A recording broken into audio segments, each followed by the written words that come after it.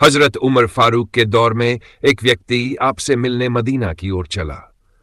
जब वह मदीना के पास पहुंचा तो आधी रात का वक्त हो चुका था।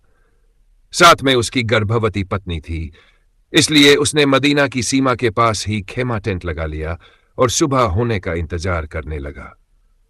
पत्नी का प्रसव का समय करीब था तो वह दर्द से कराहने लगी। हजरत उमर फारूक अपने रोजाना के गश्त दौरे पर थे और साथ में एक गुलाम था। जब आपने देखा कि शहर की सीमा के पास आग जल रही है और खेमा लगा हुआ है, तो आपने गुलाम को भेजा कि पता करो कौन है।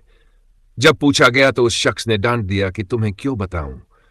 फिर आप हजरत उमर खुद गए और पूछा तो भी उसने नहीं बताया। आपने कहा, अंदर से कराहने की आवाज आ रही है, कोई दर्द से चीख रहा है, बताओ बात क्या है। तब उस व्यक्ति ने बताया, मैं अमीर उल मोमिनीन हजरत उमर फारूक से मिलने मदीना आया हूं। मैं गरीब हूं, रात ज्यादा है इसलिए यहां ठहरा हूं। पत्नी उम्मीद से है और उसका वक्त करीब आ पहुंचा है। यह सुनते ही आप फौरन पलटकर घर की तरफ भागे और अपनी पत्नी से कहा, अगर तुम्हें बहुत बड़ा पुण्य मिल रहा हो तो क्या तुम ले लोगी। पत्नी ने कहा, क्यों नहीं।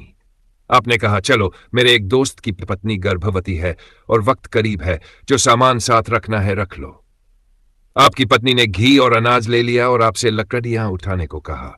आपने लकड़ियों का बोझ अपने ऊपर लाद लिया।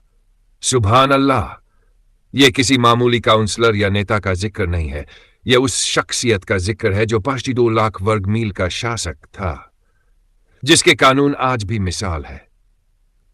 जब आप लोग वहां पहुंचे तो फौरन काम में लग गए। वह व्यक्ति आप पर ऐसे हुक्म चलाता जैसे आप शहर के कोई चौकीदार या गुलाम हो। कभी पानी मांगता तो आप दौड़कर पानी देते, कभी परेशानी में पूछता कि तेरी पत्नी को यह काम आता भी है, जबकि उसे पता ही नहीं था कि यह खुद अमीर उल मोमिनीन हजरत उमर फारूक हैं। जब अंदर बच्चे का जन्म हुआ तो आपकी पत्नी ने अंदर से आवाज दी, ए अमीर उल मोमिनीन, बधाई हो, बेटा हुआ है। जैसे ही उस व्यक्ति ने अमीर उल मोमिनीन का शब्द सुना, उसके पैरों तले जमीन निकल गई। वह घबराकर पूछने लगा, क्या आप ही उमर फारूक हैं? वही जिनके नाम से कैसर और किसरा कांपते थे, वही जिनके लिए अल्लाह के रसूल सल्लल्लाहु अलैहि वसल्लम ने दुआ मांगकर इस्लाम के लिए मांगा था। आपने सादगी से कहा, हां, मैं ही उमर हूं।